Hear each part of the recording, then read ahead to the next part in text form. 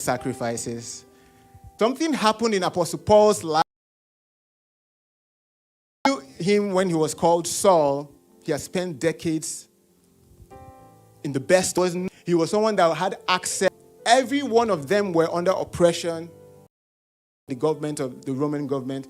But Paul was someone that he could walk on the Roman side and have access to the top side.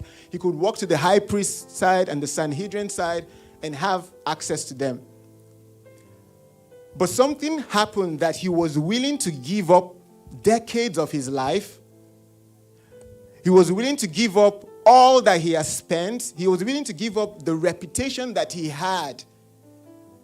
And he says, so that I could know Christ. But if you think about it, in that time, witnessing that Christ had resurrected was the issue.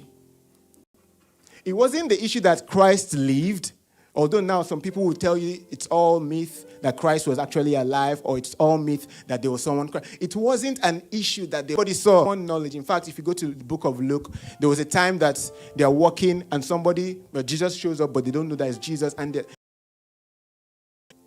why are you guys all quiet? And they're looking at him. Don't you know what has happened in the last few days?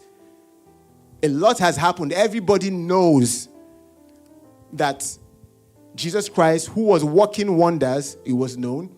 Jesus Christ, who was doing miracles, he was a powerful teacher, he was a good person. We all thought that this was going to be the Messiah. He was a good person. We all thought that this was going to be the Messiah, but he's dead.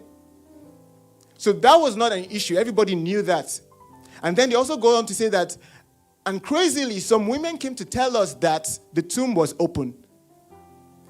That also was not an issue because there's a mistake, they moved the body to another tomb. Peter himself went, saw the tomb was empty.